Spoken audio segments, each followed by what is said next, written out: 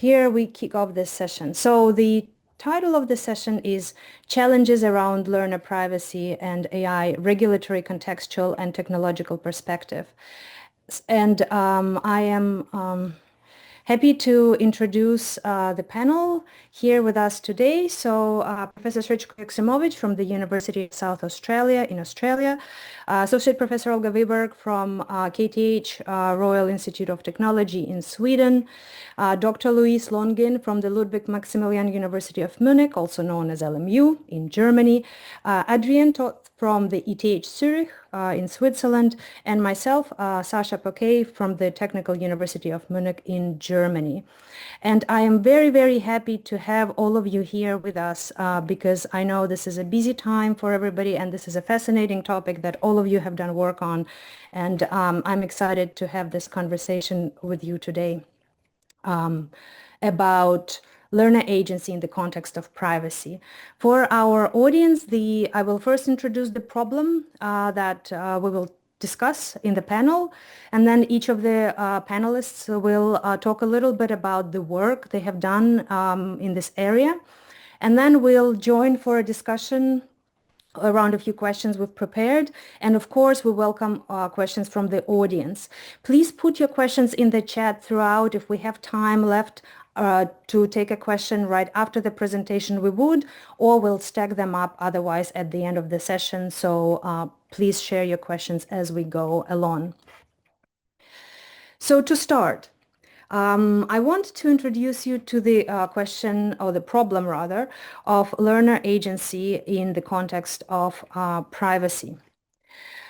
But before we discuss all of this, I want you to ponder for a second what is privacy? And in this panel, we won't really dive deep into the meanings of privacy, but for yourself, I think it's a fascinating question. Think about it. Do you keep your curtains open or closed? Do you disclose your vacation plans with your coworkers or with people on the bus or with people you find in the stores or with different groups of friends? What are these different levels of sharing that you personally find acceptable? And ask yourself why. What are the sources of these preferences that you hold? And I think that's a very interesting question. We will be talking about privacy in the context of educational technology, specifically now with the proliferation of generative AI. This question becomes more and more prominent, but it has been there before with the collection of learner data. I put some statistics here that I pulled from a Moodle site. So we have currently officially 151,917 sites. One site equals an institution.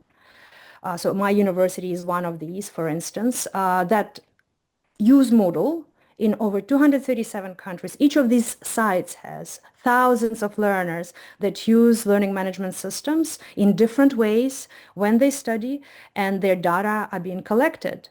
And so the question is, well, how are these data used? And what are the ethical ways of using these data?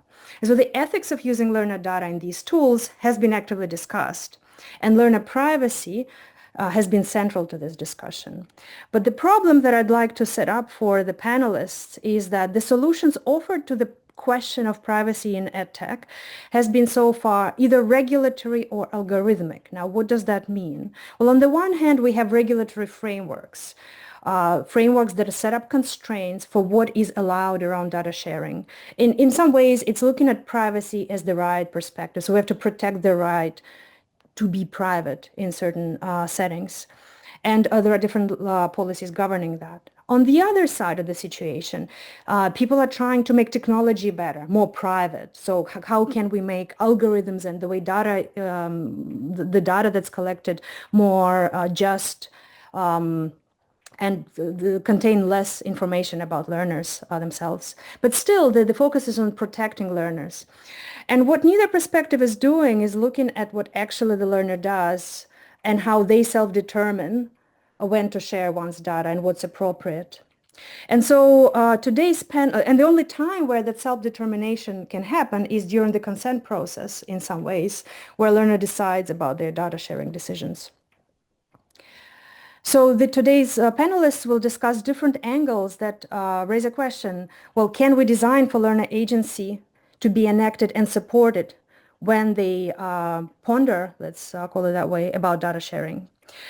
So to pass the stage here, I'd like to ask Olga Vibert to talk a little bit about regulatory and regulatory constraints and privacy behaviors in relation to learner agency.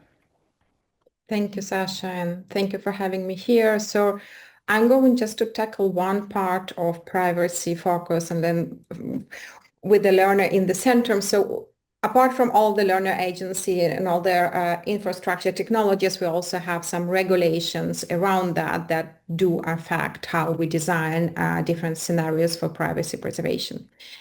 So in order to enhance trust in AI adoption and education and learning analytics tools, we have to account for legal regulatory frameworks. Next and next. And the next one. So I'm not going to cover all of these. I just want you to show the list of different regulations. So go back, Sasha, I think one more. Go back. Yeah, thank you.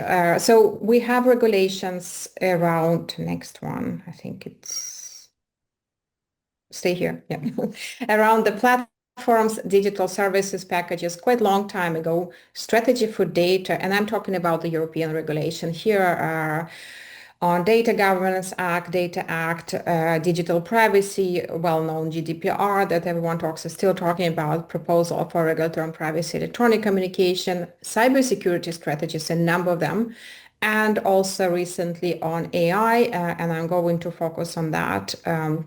So proposal for regulation laying down harmonized rules for AI in order to protect democracy and learning. So specific regulation for AI and education, next one, Sasha, count for general data protection, GDPR, still in place, recommendation on ethics for artificial intelligence, ethical guidelines for trustworthy AI, and recently established AI Act, which is actually the first attempt in the world to regulate AI by means of legislation, which suggests it's a hard law instrument that never been before. So it will be quite exciting to see what happens with these adoption of this instrument and actually how people will interpret this law in different scenarios, including education. So the main aim or goal of this document or this law is to protect fundamental rights, democracy, and the rule of law, as well as environmental sustainability from high-risk AI. So not all the AI. And I'm going to explain you two parts. So next one, Sasha, of the document. Originally, it didn't start with GenAI. It started with AI and AI systems. So they're not talking about AI tools. They define AI system.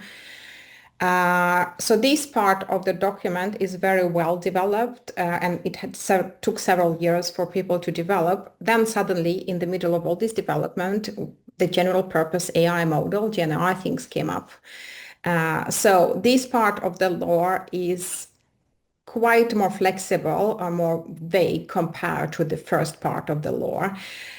So it separates in two different approaches, and it introduces the risk pyramid, next one, Sasha, for different AI systems used in different contexts.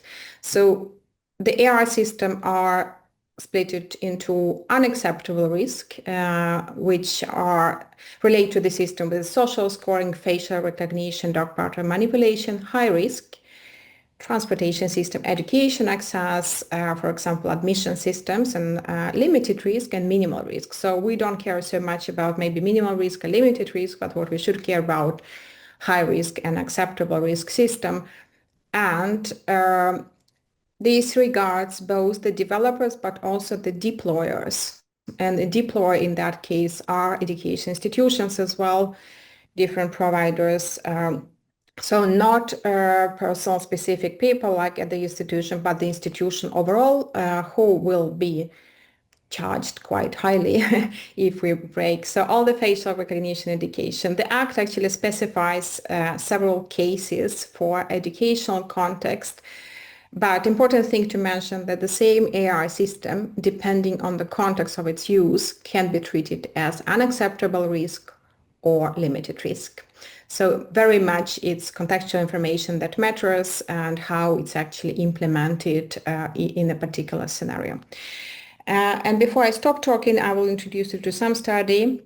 Take next one, Sasha, that we have been recently conducting together with Louis and led by Sasha, whether can regulatory frameworks alone guarantee safe and trusted AI adoption.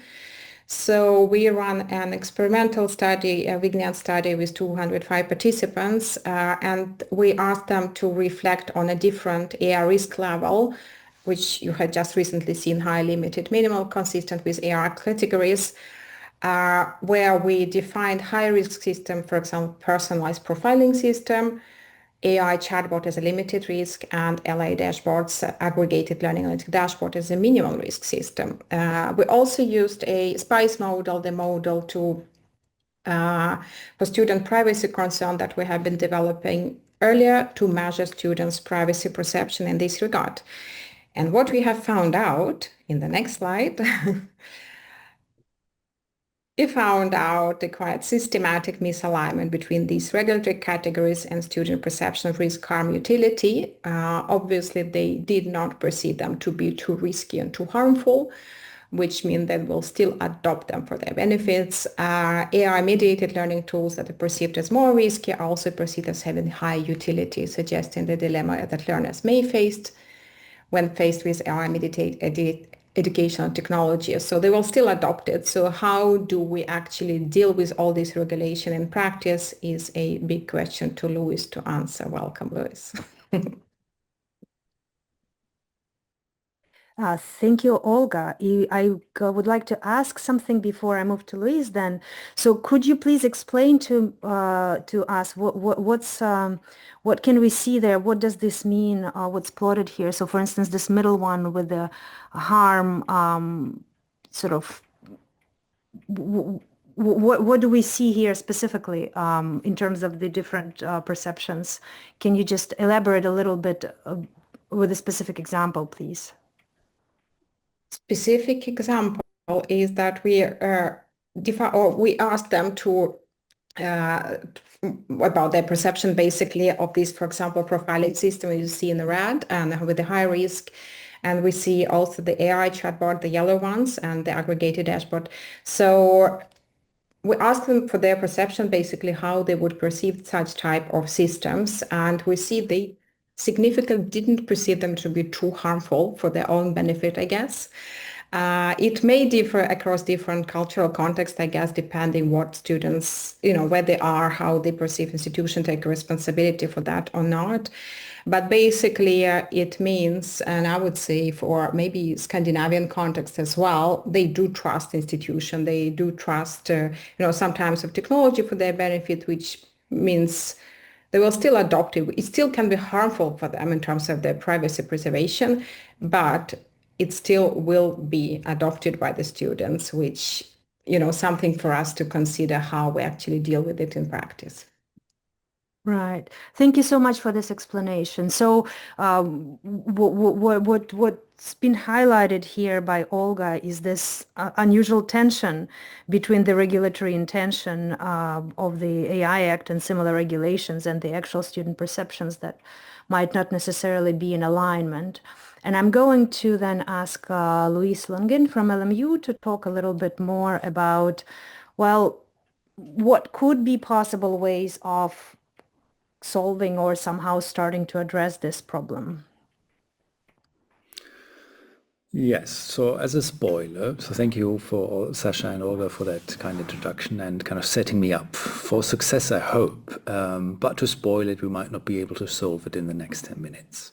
But we might kind of lay the idea or the foundation, so to speak, for implementing a better practice for students and for learners, and kind of set the stage on what that could look like. If you would go next slide, Sasha, that would be great.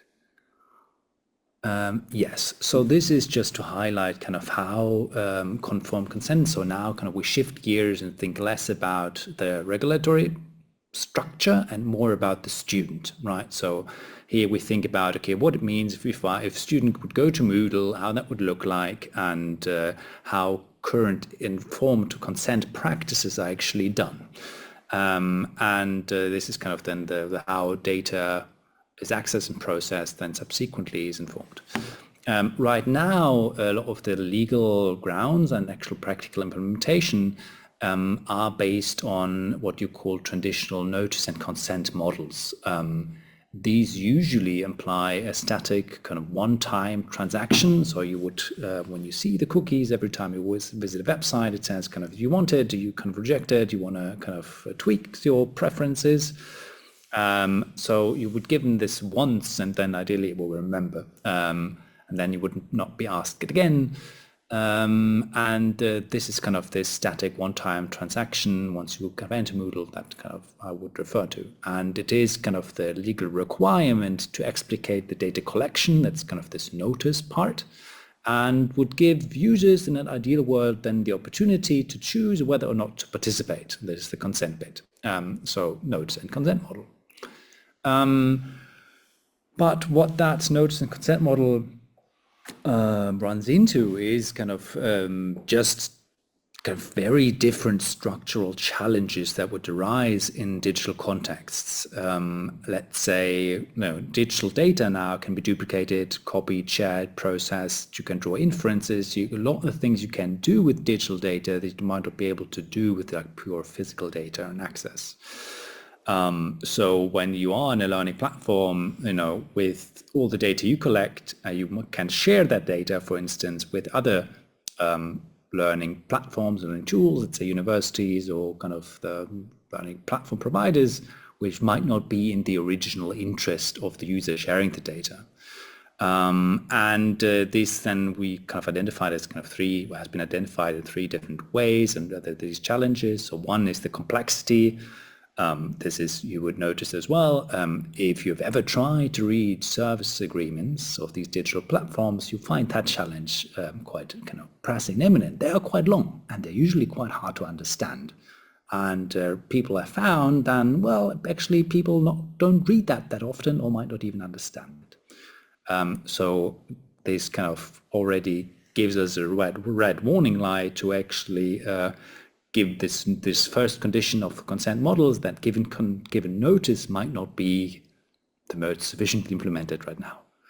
And the second one is connected, is the challenge of informational asymmetry, that users often lack that knowledge about data collection and processing, what that would mean, and what data companies might do with it, what the regulators or the companies or kind of the researchers, if you want, might have knowledge of what they want to do with it. And the third one is what I would try to address later, is kind of this contextual collapse. So you might give consent for processing of behavioral tracing data during a pandemic to find out kind of who the other people are that you might have infected or you might be at risk of infection, but you might rescind that behavioral tracing consent if there's no pandemic at all. So contextual, because that's what you're learning for an exam as a student, it might be relevant, but if you're no longer learning, then there might not be a use for your data after all. So that's kind of the current stage. So if you go next slide. Yes, so then the idea is what can be done? How can this be improved? So my background is philosophy, so the traditional dimensions of informed consent around three dimensions. One is information, so we can give clear disclosure when data is collected, what is collected, how it will be used. This goes to this contextual dimension. Then the decision capacity require an adequate understanding and the ability to make informed choices without kind of manipulation. And the third is voluntariness. So when we think about traditional models and a learner-focused model, so then we are already set to think about how can we actually improve either information or decision capacity. The way I want to address it is in this kind of participatory, learner-focused dynamic consent forms that you would see in certain practices being already implemented and been shown to actually maintain user engagement and trust as well over extended periods of time, which Olga has outlined being kind of very important for the adoption of digital technologies and consent and learning analytics tools. And one way this can be done is going to be a very ongoing, instead of this one-time transaction, context-specific interactive user engagement rather than this one-time notice, which then would inform the information bit and the decision capacity bit of informed consent. And what we did to kind of push that narrative along, would provide some empirical evidence, is what you can see in the next slide. Yay. So then the question becomes, how can this be realized? And we thought about testing two different types of informed consent or dynamic consent, either thinking alone or thinking together. So either instead of this giving you the decision once, we could give you the decision again at numerous times intervals without kind of giving you more information or without kind of discussing it with others. That would be kind of thinking alone, but like multiple times, right? So we would have multiple times of providing that consent. Or to this information part of informed consent, we could also make you discuss with others. So there's the social deliberation part, where you would exchange new information, learn about things that you might not be known before. And we wanted to provide some empirical evidence on what might be better. And in particular, then we wanted to know, should we shift kind of this continual self-reflection or even integrate social feedback mechanisms in these dynamic consent models? And should they be actually context-specific or can they be general as well? So we conducted a series of in-person experiments with vignettes. So these are kind of short stories you would give, and then we would ask people how acceptable data sharing in this context was. And and then would be presented in the first phase with the subset of scenarios or vignettes.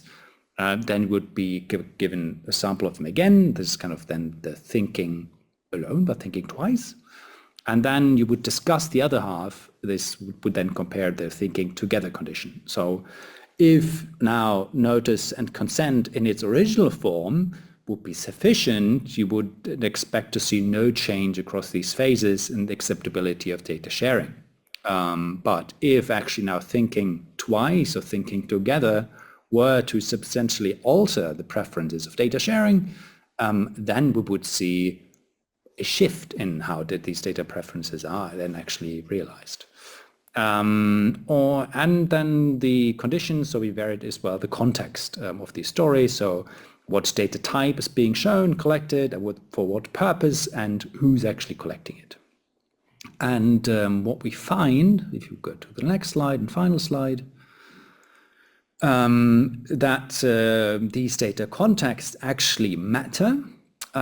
So people in this first phase, you would see kind of in this visual, the acceptability of data sharing from the group going from bottom to top. So bottom top being more acceptable, and the bottom one would be kind of least acceptable. Does that make sense?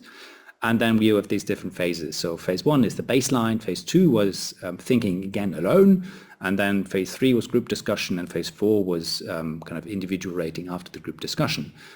And you would see that people in the baseline somewhat distinguish these contextual factors, especially the data purpose, one on the right, notably preferring sharing for individual over sharing for collective purpose. But that actually difference is amplified dramatically in the group discussion and the kind of last, when you ask them, sticks then when you ask them again after the group discussion alone.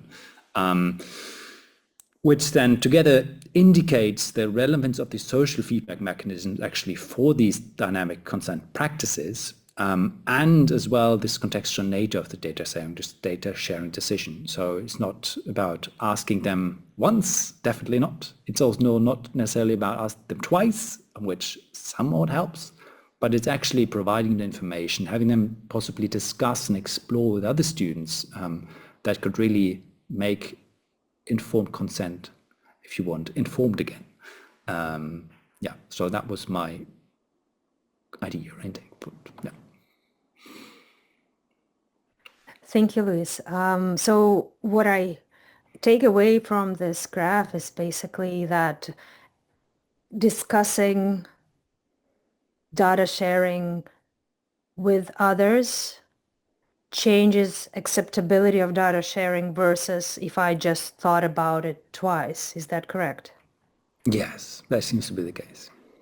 Right. And it also suggests that how my acceptability would change heavily depends on the context of this decision. So who I'm sharing it with, why am I sharing it, and what kind of data is being shared.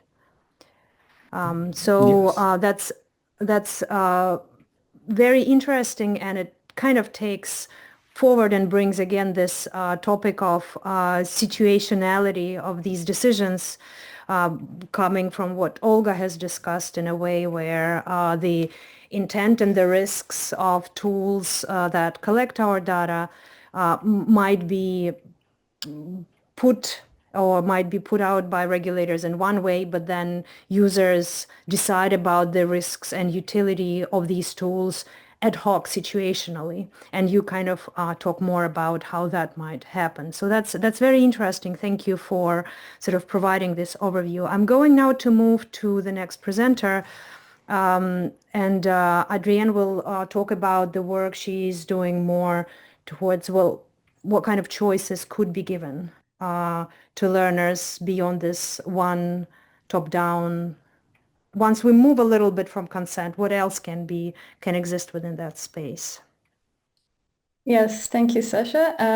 And yeah, so currently I'm about halfway through my project, so I'm gonna quickly present some results and the process of how I got to where I am right now, and then what kind of intervention or what kind of potential solution came out of my work so far.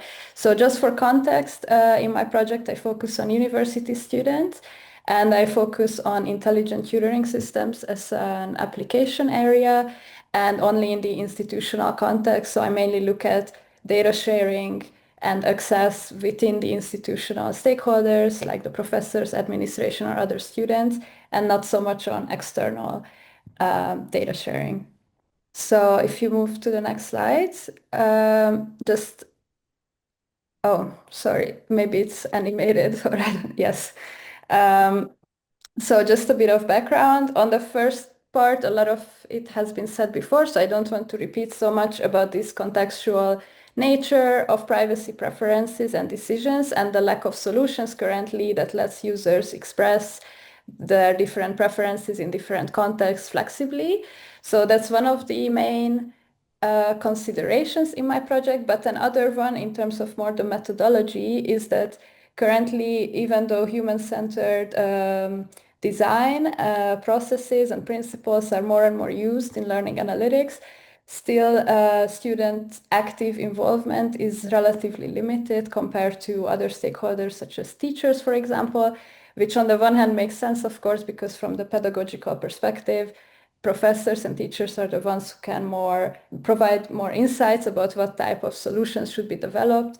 But students could also give very good input in terms of ethical, privacy aspects and usability, for example. So I really wanted to integrate their views in my project and really involve them actively at every step of the development process. And overall, the objective of my project is to, while still keeping in mind the learning outcomes and optimizing, of course, for good learning, integrate these privacy enhancing functionalities into intelligent tutoring systems by adding new features.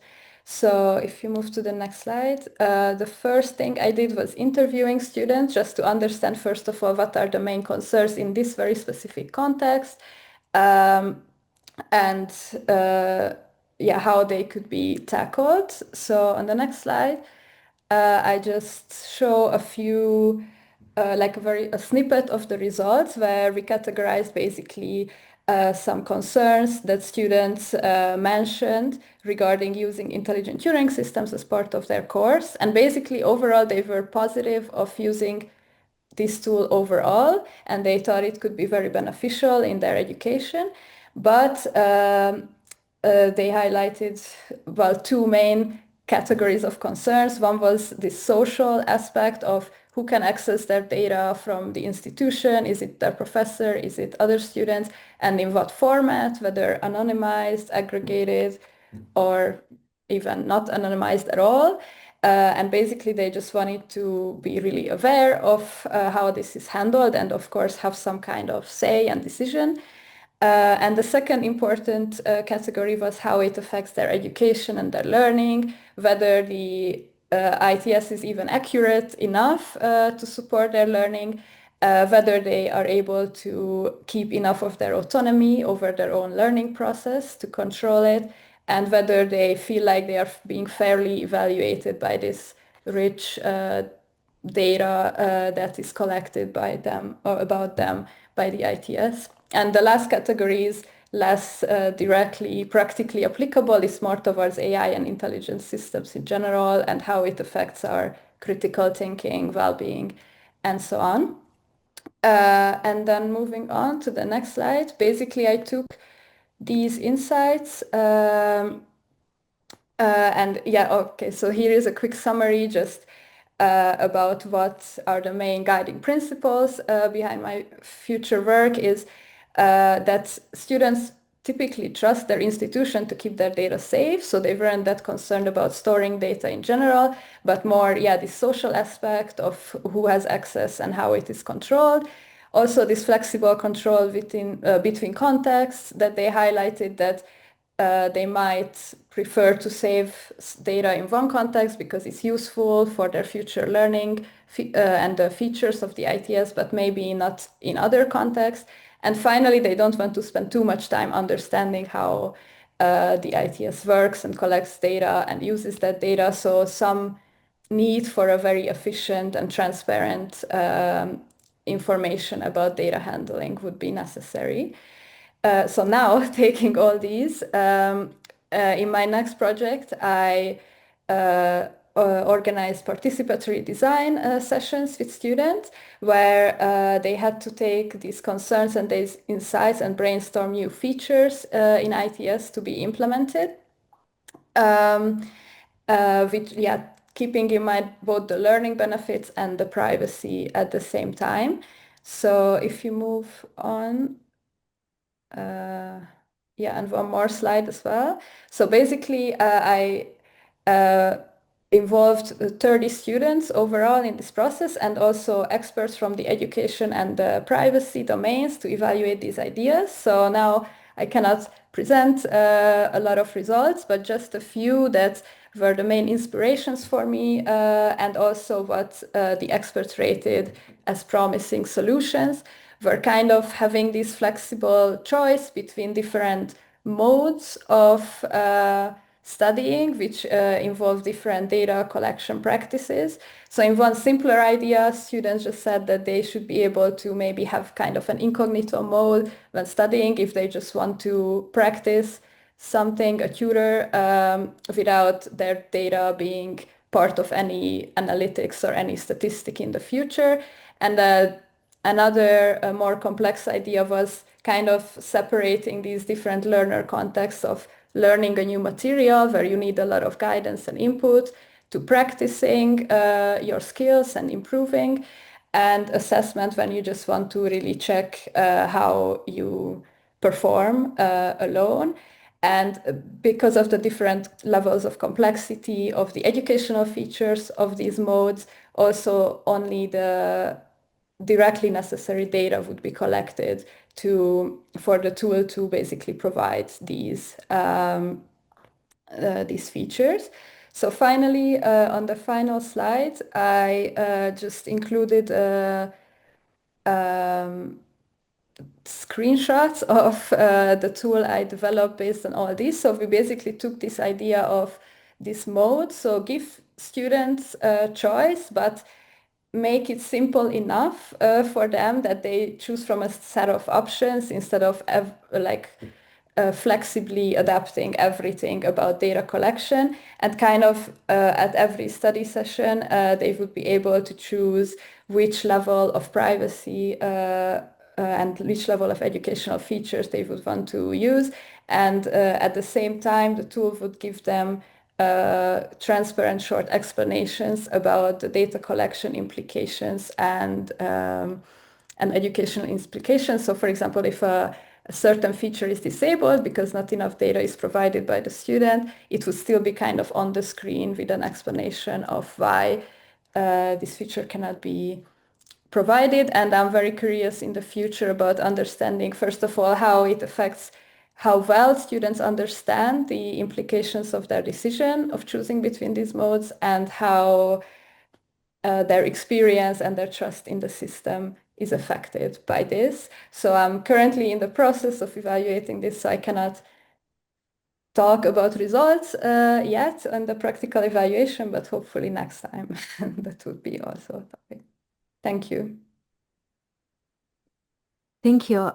This is fascinating to see in development. I have seen some progress in your work, and I'm really excited to see you next time you talk about your system that's already has evolved so much. But for the audience, I want to highlight something that sort of seems obvious to me through my familiarity of the narrative we're building through the panel, is that you can see how this contextual situational decision making is so nuanced here, and it comes for me here, Adrienne, in your sort of in these designs that the students highlight, how these on and off switching in technology can correspond to personal disposition, so sort of spice orientations, if you like, generic trends. If I'm more cautious, I might want to use incognito all the time, for instance, but also how students perceive learning activity, practice activity, and assessment activity as different contexts in some ways that's even more granular, more detailed than the context we've sort of unpacked earlier in a study that Luis has presented, or in the context of a tool that Olga has shown. So I think it's fascinating how these privacy preferences or views that the students have, how that's so detailed in some ways. And now I think there is a question. I want to make sure that I'm not missing anything. Right, there is a question about the tool publicly available, so maybe you can take, the question is, Adrienne, for you, is this tool publicly available? Is there a demo? Can we test? Can you address this briefly, please? Yes, so not yet. Now we are still in kind of the phase of development and the first pilot testing, but in the long term, that is the goal, to make it publicly available as well. Thank you. And now we move to our last presenter. So we talked about regulatory affordances. Then we talked about sort of affordances of consent processes and social processes. Then Adrienne talked about technological affordances for privacy and agency within privacy. And now we want to talk about data. So what can data offer learners as agents? And for that, I ask Srecko Joksimovic from the University of South Australia to take over the stage here, please. Thank you, Sasha. I wasn't familiar with this work, but this is very amazing. We're looking forward to see what's coming from your work, Adrienne. I mean, Luis, also your study. I had a chance to talk with Sasha about some of those ideas before, but this last study really impressive. I'm looking forward to see those results. So just briefly, Sasha, can you move to the next slide, please? So digital twins don't come necessarily from educational space, from education. The most famous, the most commonly mentioned application of the digital twins probably comes from F1, because every car in F1 race is continuously being tracked with bunch of sensors all the way across the car, and crew trying to optimize for speed, obviously, and trying to optimize many parameters as the car is going. So usually most of those teams would have a base in London, and wherever the race is, the data is continuously streamed to their main base with a bunch of data scientists and other engineers looking into the different parameters. I think it was the concept was first introduced back in 2002, and now has been used across a bunch of industries, starting from obviously from racing, but also mining, healthcare, and more recently education as well. And there are usually three components when we talk about digital twins, one being the real world entity that you're trying or process that you're trying to model, virtual representation of this real world entity, and data that connect these two.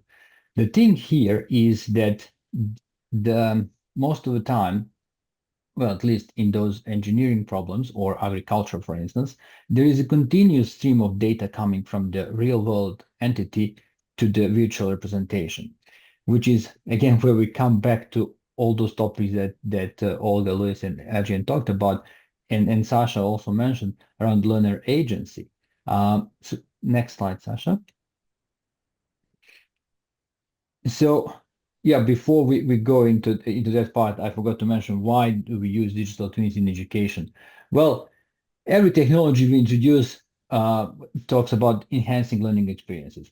I haven't seen that much of the application of digital twins in education in the context of enhancing learning experiences. I can't talk much about that one, but I know that Roger Azevedo and his team, Roger actually talked about this at early conference recently, how digital twins can be used to personalize education. To great extent, this concept of digital twins in education draws on the learner profile concept that has been maybe longer used in educational context. But beyond enhancing student experience and personalizing learning, there is a lot of potential for application in terms of campus management and optimization, research and development, and remote learning and collaboration. Stanford actually developed a lab during COVID that supports remote learning and collaboration in the domain of, I think it was engineering. So next slide, Sasha. But as I briefly mentioned, without going into much details, there is the assumption that a continuous stream of data will be coming from the real world entity to the entity that we are trying to analyze, understand, and simulate. Usually, digital twins rely on identifiable and high-dimensional data.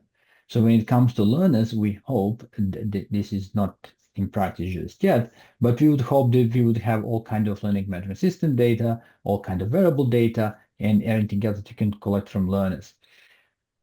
But I would hope that learners and educators have more agency than an F1 car.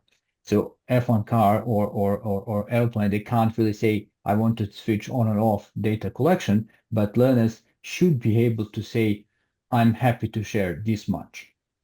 We talked today about computer curriculum as well. And everyone seems to be excited about, hey, we can use AI to create curriculum. Yes and no, right?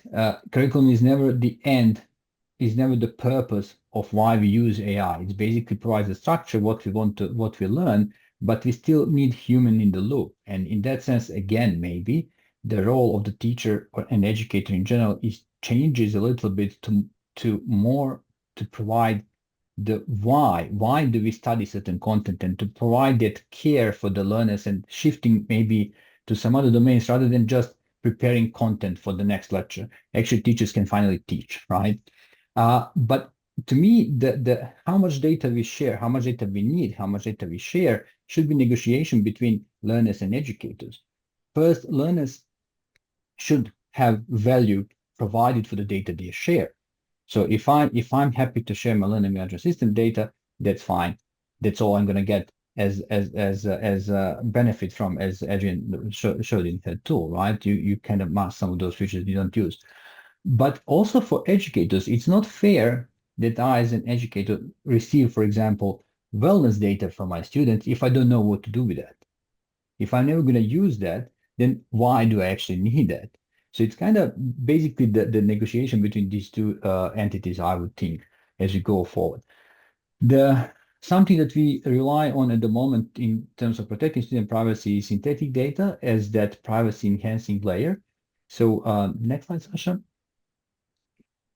So what we've been doing in this domain is we're trying to create realistic but non-identifiable data for sharing and simulation. So technically, what synthetic data are doing is preserve the statistical and relational structure of the original data, but this data doesn't belong to anyone because it's basically technically made up of based on the real data, and it should help us advance educational research. Next slide, Sasha. Just going to go through a few details, and then we can go to questions. We did some work in this space. I think Sasha mentioned the paper published years ago that was a result of collaboration with EdTech startup Proctera and the largest research organization in Australia, CSIRO, where we developed few privacy-preserving algorithms in order to be able to share data that we collect through learning management systems. The work we did in the meantime with matter and space, here we conceptualized and deployed the AI ops machine learning ops model that allows us to separate operational data, production data from research data. Everything that goes to the researchers is synthetic. Well, not yet, but will be synthetic at some point. So we don't want the raw data, the data that belong to learners, move anywhere further into the research pipeline.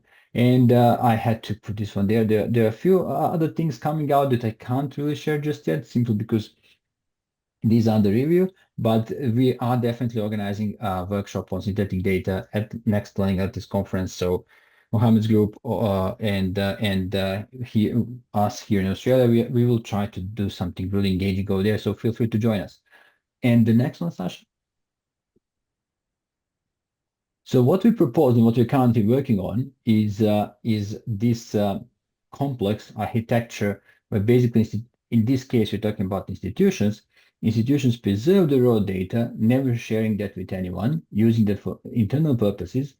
And note here that I'm not talking necessarily about learners just yet, but then based on the raw data, we are trying to extrapolate what kind of synthetic data can we extract from there, and then use synthetic data to share with the rest of the world, and hopefully for advancing educational research. That work started with American Council on Education, but now is shifting more with our two partners from Moderator and AWS. We're trying to deploy this in practice to show that it actually can work. But we want to shift one step further and allow learners to decide, individuals basically, what do they want or do not want to share. It's going to be complex, so I hope I'll have a chance to work with everyone here on this problem going forward. And I think that's, yeah, I think there was one more slide, Sasha. Having synthetic data is complex. Most of the algorithms out there, most of the approaches rely on tabular data and simple, fairly simple numbers. We can't necessarily still provide synthetic data of the complex processes. And if we don't do it right, we might end up getting some misleading inferences from synthetic data. And of course, privacy depends on how synthetic generation is done. Sometimes you might hear that just removing identifiable information is enough, but that's definitely far from being enough. Sorry, it took a bit more time, Sasha, but I'll stop here. That's fantastic. Very interesting to look at the pipeline sort of and the thinking you have here going on about how to set this up, how to separate the streams. I wanted to ask you a small question before we move to a little bit of a general discussion. Have you considered any way how synthetic data can be used to help learners understand what data are being collected and how? My head has been more in a space of, well, how do we help people understand what's going on?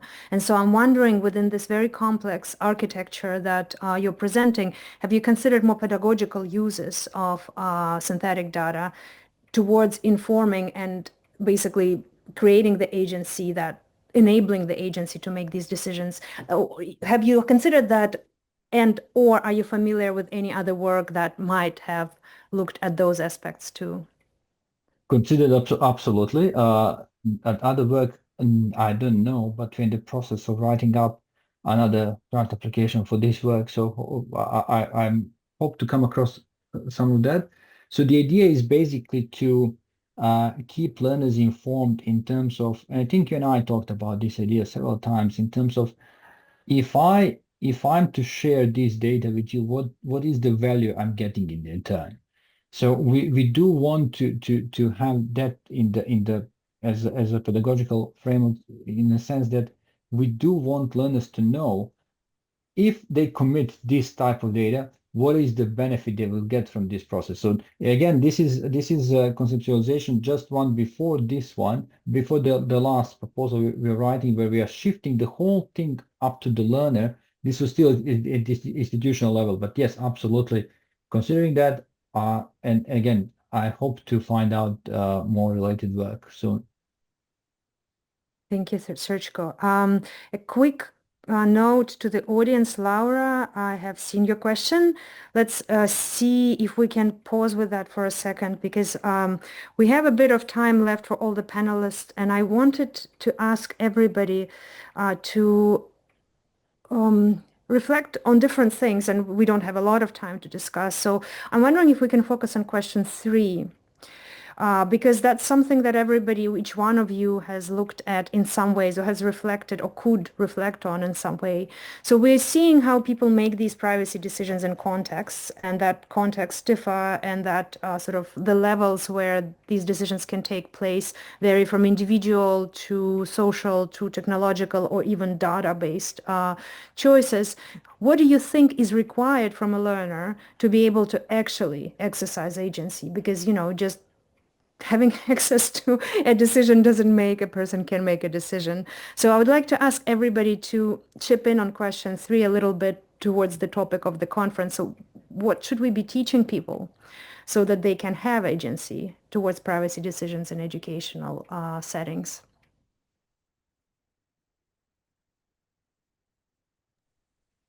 Since we don't have much time, I can jump in, and then hopefully others can join. I don't think it's oh, sorry. Can you share the question? That's fine. The question was what competencies, what Yeah. do we need to teach? What do we need to be enabling people? Yep, I remember. So I think that it's not just about the competency. I think it's the mindset. So so definitely we need to, in order to make informed decision about how someone uses data about you, we have to have certain data literacy, certain amount of critical think, of course, critical thinking, absolutely. But it's more about the mindset of putting your data into use for greater good, achieving something, right? So that will be my take on it. I will just follow up. I think Srecko raised the great point. I think it's also not matter about kind of learning new competencies, develop new competencies. It's about kind of making students care more and pay attention to the whole kind of data, if you want, problem or potential of misuse more. Because right now it seems to be that people are very habituated with sharing, kind of they get constantly prompted with that, and then they are obviously autopilot selecting just yes, okay, fine, or kind of not at all. So when you actually make them reflect, make them think about what's the value proposition, what's going on, then you actually get to that informed at this stage, and I think that's the core piece that should be developed and focused on. I have a very sorry, Olga, just to jump in on this one. I blame Microsoft for that one, because they taught us click next and you install, right? So you just accept without reading. We need to read, right? Sorry, Olga. But also I have a reflection from one of the students we talked to. What they told me, they don't have a choice. So if they use education like technologies already deployed by the universities, of course we should make them aware. Of course we should educate them. But what about the institutional level itself, So they really don't have a choice. If they want to be enrolled in the course, they need to use like LMS or dashboard or whatever. Yes, I agree about the changes in mindset, but also maybe educating them what all these technologies reminding them from time to time what they do to them, potential harms, and also what their rights in this regard are, because I think no one asked them to give any opinion quite often on the things they're doing or interacting with. Yes, a lot of things have been mentioned by the others already, but I also think that one of the bigger challenges and also important thing would be this, not the direct implications of data sharing necessarily, like, okay, if I use this feature, then my school will have this type of data, but also what it could mean otherwise, like what other purposes could that data have, which you maybe don't think, or that's not the reason you give a consent for, and just kind of this like forward thinking and more seeing these systems in their complexity instead of just for the specific use case you are first using them for, which I think is very hard to show directly to students and to communicate very clearly. Absolutely, absolutely. I think also that it's incredible how we all think that it's the caring is one thing, so mindset is important, but also having a choice is important. And sometimes we start caring by having a choice, which I always observe when people come back to Europe and they have to reject all the cookies, and then they start reading the cookies, and then they just start thinking about what they actually feel about it. So I don't know, it's a chicken and an egg problem, perhaps, what comes first, the structural ability to change your mind about certain things and deeper, or the attitude that comes with it. I think that's more of a theoretical question. But I find that what all of you have sort of flagged in different ways is the ability to understand what you're doing at the very least. And that is something that is still opaque and hidden within the system. There was a short question from one of the audience, Srecko, to you as to whether you plan to transfer the system, or whether others sort of, it can be put into other contexts, like medical contexts. Could you address that briefly before we wrap up the panel, please? I do plan to follow up later as well on Hua, but yes, what we're trying to do with the current infrastructure is to bridge that domain of health, education, and maybe some community sport engagement as well. Because yes, Laura is right. Medicine has slightly different interfaces, but most of the data platform out there focus on keeping data, collecting and keeping for some future use. What we are trying to do is to make data alive. So just to bring it back into use immediately and to understand how can we make data actually flow through the system, not necessarily just keep it in one place. So we are learning quite a lot from the medicine, but we do need to take a look at some other industries as well. So it's not necessarily just specific to education. The primary purpose will be in advancing some of the educational practices and hopefully advancing learning analytics research as well. But we are trying to help individuals in the domain of preventing mental health issues, well-being issues, and similar problems. So it's kind of bridging between health and education at the moment. So that's the idea. Right. Well, I would like to thank you all for participating today, and we have to stop the recording, I believe.